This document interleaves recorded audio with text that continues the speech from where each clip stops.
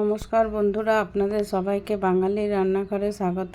আজ আমি সুজির উপমা করে দেখাবো। তার জন্য প্রথমে শুকনো প্যানের মধ্যে সুজি নিয়ে সুজিটাকে আমি একটু নাড়াচাড়া করে নেব। বেশিক্ষণ না, 2 মিনিট মতো নাড়াচাড়া করে নেব, যাতে সুজির কালারটা না চেঞ্জ হয় সেটা ধ্যান রাখতে হবে। তারপর আমি এটাকে ঢেলে নিচ্ছি। এবার ওই প্যানের মধ্যে কিছুটা দিয়ে দিলাম সানফ্লাওয়ার অয়েল। এবার দিয়ে দিলাম একটু এটা হচ্ছে বিউলির ডাল, একটু দিয়ে দিলাম ছোলার ডাল।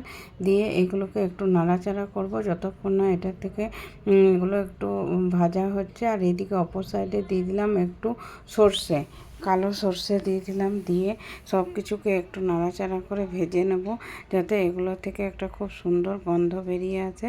ততক্ষণ পর্যন্ত এটা কাজটা আমি লো ফ্লেমেই করব, হাই ফ্লেমে করব না। দিয়ে দিচ্ছি একটু আদা, আমি গ্রেট করে রেখেছিলাম সেটা, আর একটু কাঁচা লঙ্কা, সেটাও এই সময় দিয়ে দেবো। যখন এটা ভাজা হচ্ছে সেই টাইমে এটা দিয়ে এগুলোকে দিয়েও একটু 1 মিনিট মতন নাড়াচাড়া করে নিচ্ছি। এবারে আমি একটু পেঁয়াজ কেটে রেখেছিলাম, পেঁয়াজটা দিয়ে দিলাম। পেঁয়াজটা দিয়ে একটু নাড়াচাড়া করে নিচ্ছি। 1-1.5 মিনিট মতন পেঁয়াজটা দিয়ে নাড়াচাড়া করে নেব, যাতে পেঁয়াজটা একটু হালকা নরম হয়ে যায়। তার জন্য পেঁয়াজটা দিয়েও নাড়াচাড়া করে নিলাম। তারপর আমি এর মধ্যে আপনারা যে সবজি যারা পছন্দ করেন সেই সবজি দিতে পারেন। আমি একটু আলু কেটে রেখেছিলাম, একটু বিনস, সেটা দিয়ে দিলাম। দিয়ে এগুলো দিয়ে প্রথমে আর একটু 1-1.5 মিনিট নাড়াচাড়া করে নেব। তারপর আমি বাকি সবজিগুলো দিয়ে দেবো এক এক করে। এখানে আপনারা আপনাদের হিসাব মতন যে কোনো সবজি দিতে পারেন। একটু মটরশুঁটি দিয়ে দিচ্ছি এখানে, আর একটু টমেটো কেটে রেখেছিলাম সেটাও দিয়ে দিলাম। এখানে আপনারা যে কোনো সবজি, গাজরও দিতে পারেন বা ফুলকপি, সব কিছুই দিতে পারেন, কিন্তু আজকে আমি এই সবজিগুলোই দিলাম।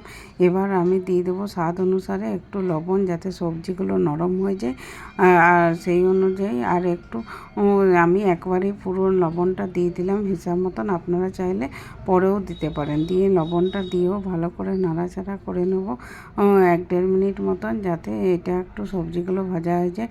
এখানে আমি কিছু কারি পাতা দিয়ে দিলাম। আমার কাছে ফ্রেশ কারি পাতা ছিল না, তাই শুকনো কারি পাতাই আমি দিয়ে দিলাম। ফ্রেশ কারি পাতা দিলে টেস্টটা আরও বেশি ভালো হবে। আপনারা অবশ্যই কারি পাতা দেবেন। এবারে কয়েকটা ভাঙা কাজু বাদাম এখানে দিয়ে দিলাম। এবার কাজু বাদামটা এই সবজিগুলোর সাথে দিয়ে একটু নাড়াচাড়া করে নেব, যাতে সবজির সাথে কাজু বাদামটাও খুব ভালোভাবে ভাজা হয়ে যায়। তার জন্য দেওয়ার পরে আমি দেখুন একটু সামান্য পরিমাণে চিনি দিয়ে দিলাম। চিনিটা অবশ্যই আপনারা আপনাদের হিসাব মতন দেবেন। আর একটু দিয়ে দিলাম কাশ্মীরি লঙ্কার গুঁড়ো, এতে কালারটা খুব সুন্দর আসে। তার জন্য আপনারা চাইলে দিতেও পারেন কিংবা নাও দিতে পারেন। তারপর একটু জল দিয়ে দিলাম। জল দিয়ে এই সবজিটা ভাজা হয়ে গেছে, জলটা দিয়ে দিলাম। জল দিয়ে এটাকে প্রথমে ফুটতে দেবো। দেখুন ভালোভাবে জলটা ফুটে উঠেছে। এবার আমার আগের থেকে ভেজে রাখা সুজিটা একটু একটু করে দিয়ে আর ক্রমাগত নাড়তে থাকবো। তাহলে কি হবে, সুজিটা এক জায়গায় দলা পাকিয়ে যাবে না, খুব ভালোভাবে সবজিগুলোর সাথে ভালো করে মিশে যাবে। দিয়ে এটাকে এইভাবে নাড়াচাড়া করে ঢাকা দিয়ে রেখে দিচ্ছি 3 থেকে 4 মিনিটের জন্য। 3 থেকে 4 মিনিট পর দেখুন পুরো জলটা অ্যাবজর্ব করে নিয়েছে, আর সুজিটা একদম সুন্দরভাবে হয়ে গেছে। আর এটাকে দেখুন একদম জলটা টেনে নিয়েছে, এটা হয়ে গেছে। এবার আমি কি করব, এটাকে আরেকটু করে একটু লেবুর রস দিয়ে দিচ্ছি, তাহলে এটার টেস্টটা খুব ভালো হয়। লেবুর রসটা দিয়ে এটাকে আরেকটু নাড়াচাড়া করে তারপর এটাকে গ্যাসের ফ্লেম অফ করে আমি এটাকে ঢাকা দিয়ে রেখে দেবো। তাহলেই তৈরি হয়ে যাবে আমার ঝাল সুজি বা সুজির উপমা। এই দেখুন ঢাকা দিয়ে রেখে দিলাম 10 মিনিট। 10 মিনিট পর সার্ভ করে দিলাম। তাহলে দেখতেই পাচ্ছেন কতটা সুন্দর